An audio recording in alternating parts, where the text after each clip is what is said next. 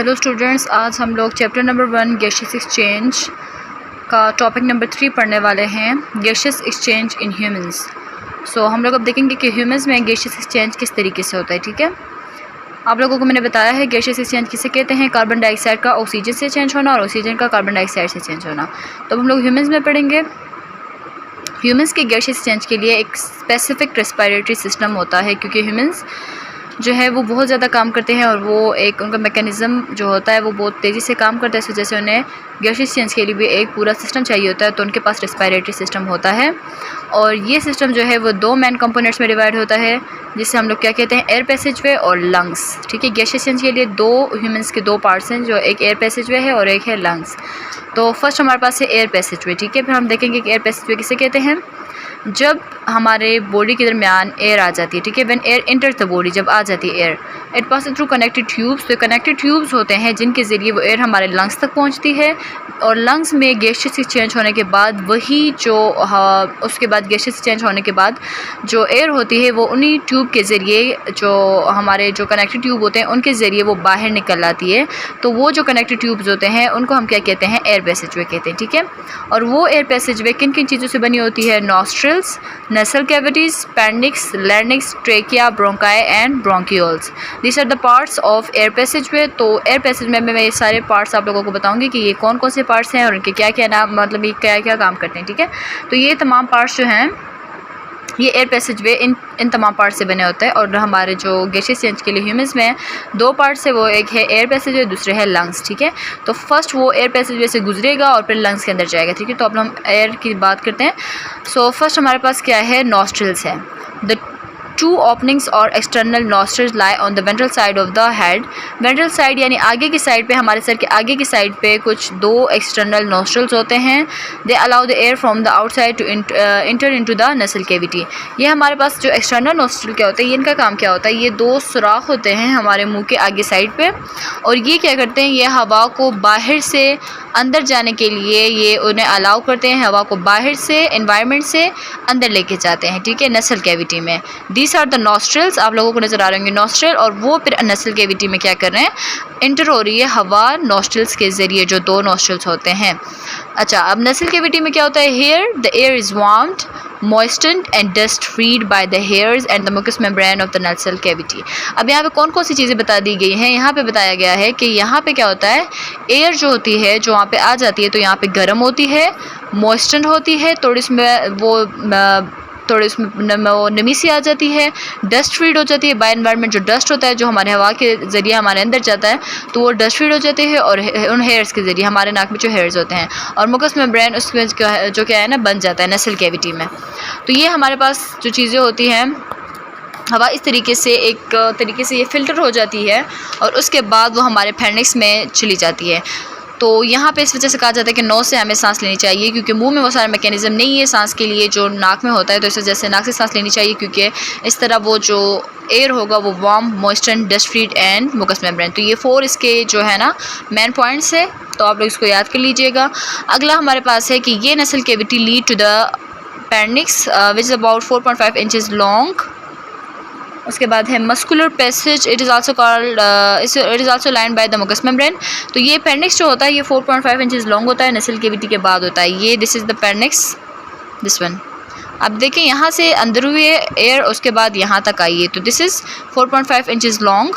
और यहाँ पे क्या होता है कि ये मुकस मेम्ब्रेन यहाँ पे भी होता है और यहाँ तक वो आ जाता है। उसके बाद क्या होता है, आप लोग इस पिक्चर को साथ में देखते रहें। अच्छा जी, the air moves from the pharynx into larynx. वहाँ पे क्या हुआ है, पेंडिक्स में सिर्फ मुकस मेम्ब्रेन है और उससे हमारे पास क्या एयर मूव करके यहाँ पे आ चुकी है। अब यहाँ पे क्या होता है, ये अब पेंडिक्स के बाद लैरिंक्स है। लैरिंक्स कहाँ पे है आपको मैं बताती हूँ। अब देखिए, पेंडिक्स के बाद हमारे पास लैरिंक्स है, और लैरिंक्स में क्या होता है, लैरिंक्स को या वॉइस बॉक्स, हमारे वॉइस जो है वो लैरिंक्स के अंदर बनती है। ठीक है, तो हम लोग बताएंगे कि लैरिंक्स जो है वॉइस बॉक्स, उधर से फिर पेंडिक्स के बाद एयर मूव करती है लैरिंक्स की साइड पे।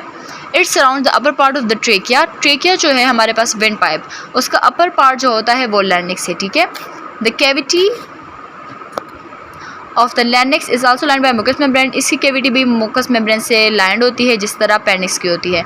Eight the back of pharynx are 2 passages, one open into oesophagus and on the dorsal side. आगे से जनरल से बात बताई हुई कि जो अपेंडिक्स होता है उसके पीछे हमारे पास दो ओपनिंग्स होती हैं। एक इसोफेगस कहलाता है जो हमारे डोर्सल साइड पे होता है, यानी हमारे बैक साइड पे होता है। And the other open through the glottis into trachea ventral side यानी हमारे फ्रंट साइड पे ट्रेकिया में ग्लॉटिस होता है। And the glottis is guarded by a lid like structure called epiglottis. तो ये ग्लॉटिस जो होता है इसको क्या ये एपिग्लॉटिस के ज़रिए ये जो है ना ये गार्ड होता है, ये बंद होता है उसके ज़रिए, यानी ये उसका दरवाज़ा सा होता है ग्लॉटिस का, ठीक है। उसके बाद क्या है, the larynx opens into trachea और वेंट पाइप। लैरिंक्स क्या करता है, वॉइस बॉक्स वो ओपन होता है ट्रेकिया में, वेंट पाइप में, ठीक है। It is a tubular structure, ये एक ट्यूब की तरह स्ट्रक्चर होता है। अच्छा जी, इट लाइज वेंट्रल, अच्छा जी, ventral to oesophagus and extend to the chest cavity और थोरैक्स। अब आप इसको देखें ज़रा कि ये इसोफेगस के वेंट्रल साइड पे होता है और ये जो है ना लंग्स की तरफ एक्सटेंड होता है, यानी एक ये ट्यूबुलर स्ट्रक्चर होता है जो यहाँ से लैरिंक्स के बाद ये ट्रेकिया यहाँ पे ये लंग्स के साथ लगा रहता है और ये लंग्स की तरफ हवा जाती है। फिर नॉस्ट्रल से अंदर होती है नसल कैविटी में, फिर वो जाती है पेंडिक्स में। यहाँ पे पेंडिक्स में एपिग्लॉटिस है, यानी ग्लॉटिस है, उसके ऊपर लिड है एपिग्लॉटिस, दिस वन। उसके बाद वो लैरिंक्स में वॉइस बॉक्स में आता है, उसके बाद हवा आती है ट्रेकिया में। तो अब मैं आपको बताती हूँ, यहाँ पे आपके देखिए, the inner surface of the trachea is ciliated and secreted mucus. अच्छा, सिलिएटेड मतलब उसके ऊपर छोटे छोटे हेयर्स टाइप होते हैं जो क्या करते हैं, वो सिक्रेट करते हैं म्यूकस बनाते हैं। And this help to filter moisture and warm the incoming air.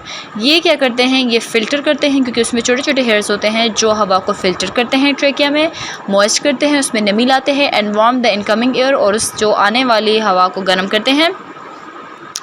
The trachea has 16 to 20 C-shaped cartilaginous ring।